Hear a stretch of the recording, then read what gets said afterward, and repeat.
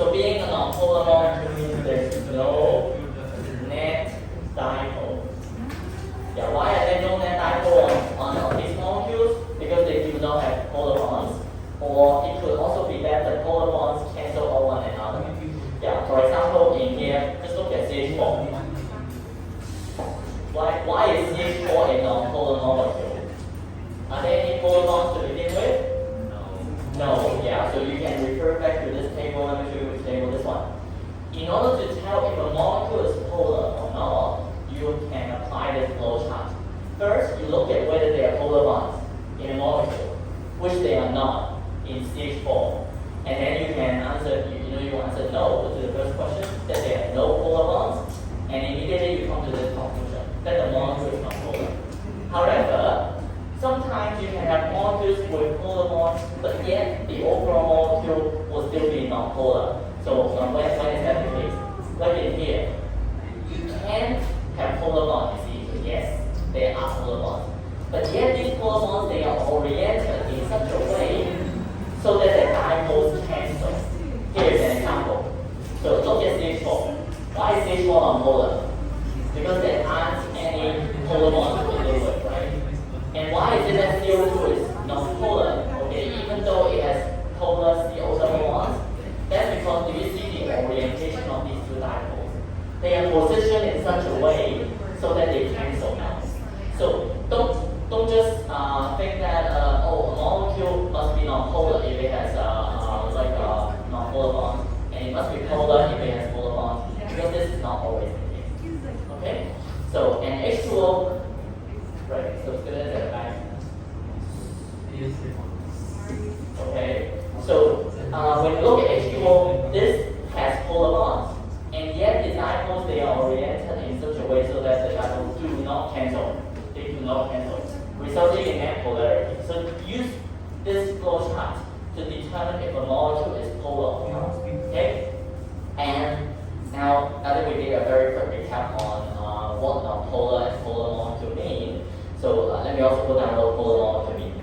They have net dipole, and for very polar molecule, they also have net dipole, but they also meet another additional requirement, and they have H bonded to which three atoms? F, N, or O, right? So they have also H bonded to N or O or F.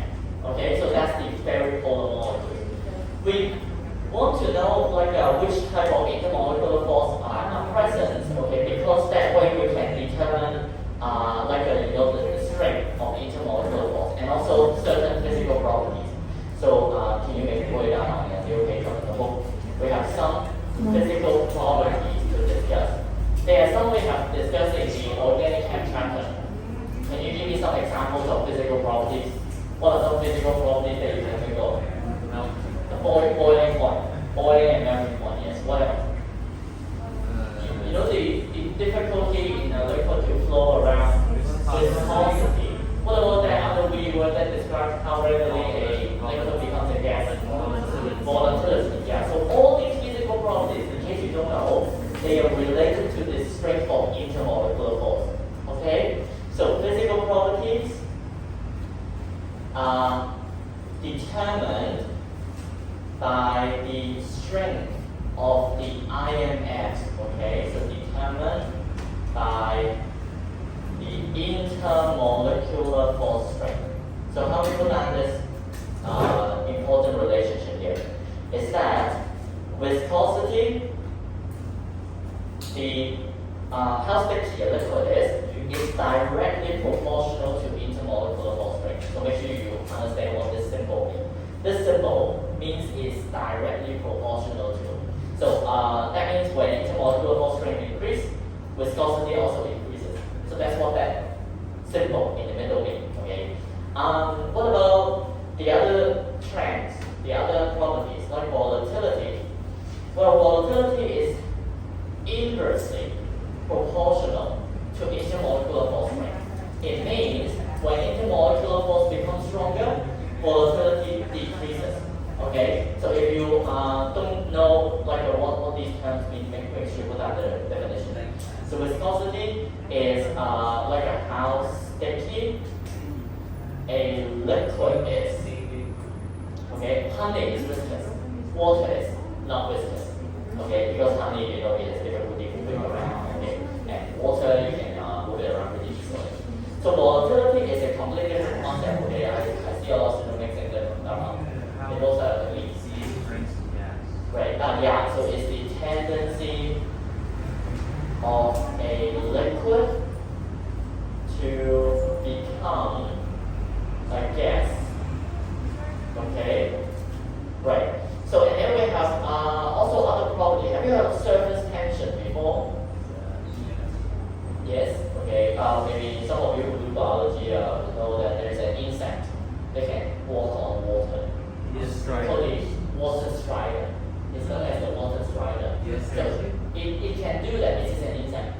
It can do that because of the water, the surface tension of water. So this is what that insect looks like. I know this doesn't do justice to it, but yeah, you get the idea. So it's legs. Yeah, you've seen it before, right? Sometimes when you walk, like when you go hiking or stuff. So you see the legs of the insect. Okay, it can actually, you know, have some structures on it that allows it to walk on water without sinking. Okay, that's because of the surface tension of water. So it is as if there is a skin. So it is as if there is a skin of water.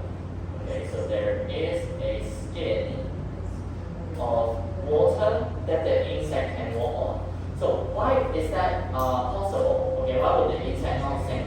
That's because water, being a very polar molecule, will it have very strong or very weak intermolecular force? Very strong, because it has, you remember, both the what is that? Van der Waals force and hydrogen bond. So you can see it here, right? This is why I number it. Okay, one means Van der Waals force. This is the weaker type of intermolecular force. Can you go down? Slightly weaker. The stronger one is known as hydrogen bond. And in our non-polar molecules, you will only see the weaker form. Okay, the Van der Waals force existing between the molecules. But when you have polar molecules, yeah, you will have Van der Waals force still. But these Van der Waals force will be stronger than those tiny non-polar molecules. Okay? And finally, for very polar molecules, you don't just have Van der Waals force. You have also the stronger hydrogen bond, right? So that means you can see the thickness of this line in here, okay, which shows you the relative strength. So the more polar the molecule, in other words, the stronger the intermolecular force. You see this as the strongest intermolecular force between them. In fact, the intermolecular force can be so strong that it pulls the water molecule together so that it behaves like a single unit, okay? So it will develop a skin, okay? It develops a skin. So this is what what we mean by the surface tension of water. So when you look at water, so you have something like this. When you have multiple water molecules lining into one another, they can form really strong hydrogen bonds, yeah, between them. That would cause them to develop something that looks like a skin. Okay, so this is the skin of water. So when you zoom in really, really closely, you see this. The very strong intermolecular force that pulls the water together allows the insect to walk on it. Okay? And you know what you can do to make the insect sink? I'm not encouraging you to do that, okay? But you can add a drop of detergent. Add a single drop of detergent into water and the insect will immediately sink. Because you're reducing the surface tension, okay, when you do that. So this you will learn in Form 6, okay? But let me show you. You can do this experiment tonight. You don't need very fancy equipment. This is a droplet of water on the table without any detergent added. Why can water do something like this? That's because the water it will hold on to one another very tightly by the very strong hydrogen bond, okay, as well as Van der Waals force. So you see, the water molecule, they have no trouble interacting with each other when you do not add any detergent. What will happen to this droplet of water as soon as you add detergent? Well, the the water droplet, it will flatten. Okay, yeah, that's because when you add detergent, they will do something like this. They will go in between the water molecule, so that there is now, well, this thing that looks like a tadpole is a detergent molecule. Yeah, maybe you will learn it more things. Okay, so detergent molecule. Because they are inserted between the water molecule, they are now further apart from one another. So does this strengthen or weaken the interaction between the water? Weakens. Okay, so this is why the water molecule, it appears more flat. Yeah, I mean the droplet of water appears more flat. Just look at this droplet. It appears rounder. This appears flatter. Okay, yeah, that's because by inserting the detergent molecule there, you are separating the water molecules. Okay, so therefore you weaken the interaction between them. So the whole structure therefore collapses into a thinner thing. The surface tension is now reduced. Okay, so you can say on the left, before you add any detergent, so look at what before. So before detergent is added, just look at the thickness of those green lines. They are pretty, strong. Okay, so before the detergent is added, surface tension is high. Okay, or is strong. So it's high. So this is the surface tension. What happens after you add the detergent? It weakens, the surface tension. So the insect will lose scratch and it will sink.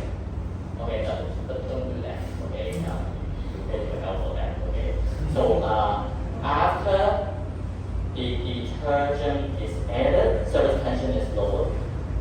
Okay, you learn about other aspects of the detergent in Form 6. Okay, like its cleansing property and stuff. So this is surface tension lowering by detergent. So it's lower. Okay. So we have the first property, viscosity. Second property, volatility. The third property, like surface tension. And of course, we have. Can you also put this down in here, like the relationship? So you have the surface tension that is directly proportional to intermolecular force strength. And finally, last but certainly not least, the boiling point. How does boiling point depend on intermolecular force strength? Does boiling point become higher when the intermolecular force strength goes stronger, or the other way around? It becomes higher. Okay, boiling point is higher. So boiling point and intermolecular force strength, again, they are directly proportional.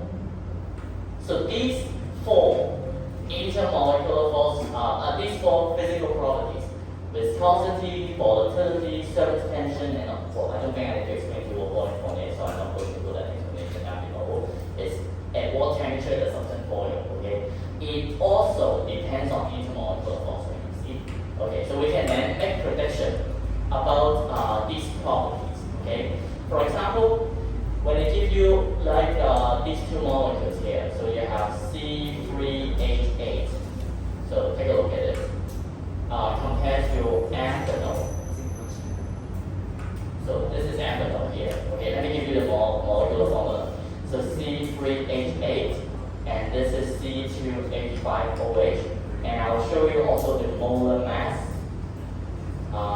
It is 44 grams per mole, and this one here has a molar mass of 46 grams per mole. First of all, tell me which of these molecules do you think is polar? Right one, yeah. Remember hydrocarbon. All hydrocarbon, I don't care what number these are, okay, whether it's C3H8, C4, C2H6. Any hydrocarbon, they are not polar because they do not have polar bonds. CH bonds are considered as non-polar. So C3H8 is a non-polar molecule, you can do that. So this is non-polar. What about C2H5OH? Is it polar? Yes, okay, it is polar because there is OH bond in there, okay? And also, this is a polar molecule capable of which type of intermolecular force? Hydrogen bond, right? Yeah, so therefore let me write down the question here. some time to think about the answer. So the question is, compare the volatility and viscosity of C3H8 and C2H5OH. So which do you think now has a higher volatility? Which do you think has a higher viscosity and why? Well, first of all, we need to think. Okay, we said this is non-polar molecule, and this is polar, right? And this is not just like polar, but this is polar with HO bonds, right? So it is polar with HO bonds. So that means, can you now tell me which of these intermolecular forces would they have? Do they have van der Waals force? Do they have H bond? So let's start with the left one first. Does this molecule on the left have van der Waals force? Yes. You know all molecules have van der Waals force, right? Yeah, so we'll put a tick in here. What about hydrogen bond? Does this molecule have hydrogen bond? No, why not? No HO, H and HF bonds, okay? And this is not even polar, okay? So no. What about the molecule on the right? Yes, it has van der Waals force because all molecule has it. But what about hydrogen bond? Yes, okay. So you know, van der Waals force and hydrogen bond together, they will determine the total intermolecular force strength or overall intermolecular force strength. So which one has stronger overall intermolecular force strength then? The one on the right, okay. And I'm not showing you those directional and inversely proportional relationship. Can you tell me, when the intermolecular force strength becomes stronger, how will this affect the boiling point, viscosity, and volatility? Just put an adjective here, high or low, before the word boiling point, volatility, yeah, low, very good. So low volatility, low boiling point, what about volatility? High volatility. What about viscosity? Low. Do you get it? Okay, yeah, you should tie these properties to, the overall intermolecular force strength, okay? And, on the right, you just reverse it. Because the weaker the intermolecular force strength, the lower the boiling point, it follows that the stronger the intermolecular force, the higher, right, the boiling point. And for volatility, it will be low, and the viscosity will be high. Do you get me? Yes. Okay. Yeah. So this is the type of question you should expect at this in this chapter, where they ask you to compare different molecules. Okay. You know why I control their sizes? You know why I just picked out two molecules with similar sizes? Because do you remember that van der Waals force strength depends on two factors? Which two? Size and shape or branches, the number of branches. So this is why, in order to draw a fair comparison, okay, you can compare how different types of apples taste, but you can't compare the taste of apple to the taste of orange. They are not comparable. They're not comparable. Okay. So therefore, when we draw comparison, we try to compare molecules of similar sizes and different polarity, or we can compare molecules of different polarity and similar sizes. Okay, let me give you a few more comparison. So drawing comparison. In this chapter. So the first type of question you should expect is where they ask you to compare a small non-polar molecule versus a large non-polar molecule. So now you're controlling the factor of polarity and you're changing the factor of size. Okay? So small non-polar molecule versus a large non-polar molecule. For example, how does C3H8 compare to C6H14? By the way, you should know the names of these two compounds. What do you call C3H8? Is this an alkene or alkene, judging from the formula? Alkene with an, is it A or E? A, because it fits the general formula CnH2. H2N plus 2. So what do you call an alkane with 3 carbon? We learned this not long ago. Propane. Because alkane ends in ane, alkene ends in E. And this is an alkane because it fits CnH2n plus 2. So propane, that is. What about the one on the right? Hexane. Okay, also with an A here. Okay, be careful. So now, which of these molecules do you think have, high volatility or low volatility, high viscosity, low viscosity? Well, first we can draw them out first. So you have 1, 2, 3, 4, 5, 6. Do you remember? First of all, you tell me which type of intermolecular force or forces is or are present. Van der Waals. Does it have hydrogen bond? No, because it doesn't have HO, HF, HN bond. Okay. So therefore, I will suggest that you maybe let me put down the question answering strategy here. So strategies. So step 1 is to check if the molecule is polar. Because if you don't know if a molecule is polar, you can't get anywhere. Okay? Yeah, that determines which type of intermolecular force is present. So check if the molecule is polar. Okay? So step 2 is to identify all intermolecular force or forces present. Whether it has just Van der Waals force or hydrogen bond. Okay? So step 3 is to relate the intermolecular force strength to the physical properties that the question is asking you about. So such physical property as boiling point, volatility, viscosity. Okay? So boiling point, viscosity, volatility. So let's try this. Let's try this here. Well, first of all, which molecule has a stronger Van der Waals force? Hexane. Why is that? Bigger, more. It has a larger size, okay, and more electrons, right? So remember, size is a determining factor. So if you don't remember, refer back to this page. Size is a determining factor, okay, for controlling the strength of Van der Waals force. The bigger the size, the stronger the Van der Waals force. The other controlling factor is the shape or the number of branches. The less branches there are, the stronger the Van der Waals force. And if you're wondering why is that, you can refer back to it here. You see a molecule with literally no branches. It's like a linear molecule, okay? It's straight chain. Straight chains allows the molecule to come really close to one another. They can huddle together really closely. But the more branches you have, you see the branches, they are something that will interfere with the interaction between molecules. They get in the way between the molecules.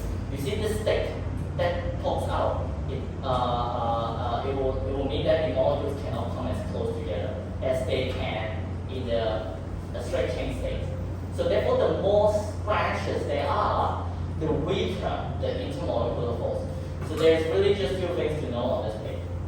The directly proportional relationship between size and Van der Waals force strength, and the inversely proportional relationship between the number of branches and the Van der Waals force strength. So with that being said, can you tell me which one has, so you know they both have Van der Waals force, but which one is stronger? Hexane. Yeah, so therefore, while they both have, this is stronger because of the large size right now. You can't just say it has stronger without explaining why it is. You say, well, it has stronger Van der Waals force because of its larger size, larger molecular size. And this is weaker because it's smaller. And they both do not have hydrogen bond, okay, because they lack OH bond, okay, or NH bond, or FH bond. So therefore, which do you think has a higher viscosity, lower volatility, and higher boiling point? Hexane, right? Hexane. So therefore, can you put down hexane? This is your conclusion. Hexane C6H14 has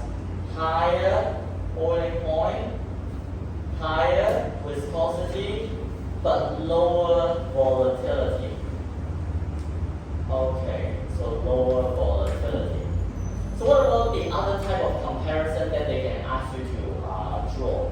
So it's similarly sized, non-polar and polar molecules. So you know when you compare a polar and non-polar molecule, you can also draw comparisons like these. But when you draw these comparisons, you need to control the size. So this is why, maybe I will highlight them in a special color. So the size, okay, is different in our first comparison. Yeah, what is kept constant? So it is the polarity of the molecule. So you see I kept the polarity of the molecule unchanged while I changed the size. Okay? And in this second example, what did I keep unchanged and what did I change? So I control the size of the molecule. So this I'll paint it yellow. But what did I change? I changed the polarity. So you cannot, what kind of comparison can you not draw? You cannot compare a small non-polar molecule to a large polar molecule. Because in that case, you're changing two variables. And that's not okay in science. In science, we can only change one variable at one time, right? Yeah? Okay. So for example, if you want to know does wearing more clothes keep you warm, should you do the two experiments on hot day and cold day separately? No, right? It's because you want to study how wearing more clothes or less clothes will keep you warm. So you should do both experiments at the same temperature. So if you change the room temperature and you also change the amount of clothing you have on your body, you don't know what the experimental outcome is due to. So for all experiments, we need to keep something unchanged while we vary another variable. So can you write down what, if you have had to, you can highlight it like I did. Orange means what you change. So this is what is changed. The yellow factor is what is kept unchanged. Okay, so this is what is unchanged, or what we call the control variables. Okay, the control variables. So in both examples, I kept one thing unchanged while I changed the other variable. You can't have two different, variables change. For example, when you compare small non-polar molecule with large polar molecule, you see all the factors are changed, right? So you will not be able to draw a fair comparison. So now can you tell me what's the difference between these two? So we have C3H, and actually this is the example we just used. Okay, so I'll just put it down real quick here. So this on the left is propane still, and this is ethanol. Well, first of all, when we look at the intermolecular force of these two molecules, so let me draw propane here. And this is ethanol. Can you see that they are very similarly sized? Yeah, they have similar molar mass. This has a molar mass of 44 G per mole. This has a molar mass of 46 G per mole. That means, what can you say about the van der Waals force strength? Is one molecule having particularly strong van der Waals force, or do they have very similar van der Waals force? Similar, because they have similar size. Okay, so I will just write it instead of putting a tag here to mislead you. I'll just write similar. So similar between these two because they have similar sizes. Okay, so on the molecule. Of course, the sizes are not exactly the same. I know 44 is not 46, but they're close enough. Okay, so similar size of molecule. But which of these molecules is capable of hydrogen bond? Yeah, ethanol. So therefore, we will put a tick here and cross here. So you see, just now we said this one has a stronger stronger intermolecular force because it has stronger van der Waals force. But what about in here? Which one has a stronger overall intermolecular force? It is still ethanol, okay? Yeah, and this is not because it has stronger van der Waals force, but because it has on top of van der Waals force also hydrogen bond, right? So you get what I'm saying? Yes? Okay. Yeah, so therefore can you that the conclusion is that, well, C 5OH. It has higher boiling point, higher viscosity, and lower volatility because it has stronger overall intermolecular force. Yeah, so maybe you can add an extra, row in here, describing the intermolecular force strength. So remember, this plus this equals the overall IMF. So this will be stronger, and this will be weaker, right? Yeah, and in here we can also do something similar. So we try to add up the intermolecular force strength and compare them. Yeah, you will see that in this comparison, ethanol will have stronger intermolecular force still because of it having hydrogen bond, which is absent in propane. Yeah, compared to just propane. Okay. Right. Now we'll look at the other very complicated comparison here. Is the boiling point of hydrogen halide. So what do you understand by the term halide? Halide are things with atoms from which group? Group 7. You know halide and halogen, they sound related, right? Because they are, okay? So now, can you turn to a new page on the book and write down the boiling point strength of hydrogen halides. So hydrogen halides means HF, HCl, HBr, and HI. So this part of the formula, so F, Cl, Bl, and I, they are the halides. We don't call them halogen because they are not on their own. You know when you have fluorine F2, chlorine Cl2, Bl2, and I2, those are called halogens. Okay, but these are called halides because they are bonded to something else. Okay, we'll pick up from this part on Friday. Tomorrow. I thought we have triple lesson on. We have 2 lessons tomorrow. Okay, and triple lesson. Yeah, we'll continue tomorrow. Yeah, but today after school there is a open day meeting. There's an open day meeting. Yeah, so we'll continue tomorrow. Yeah, okay, and on Friday. Okay, yeah, so please come to class on time. Okay, yeah, we'll check.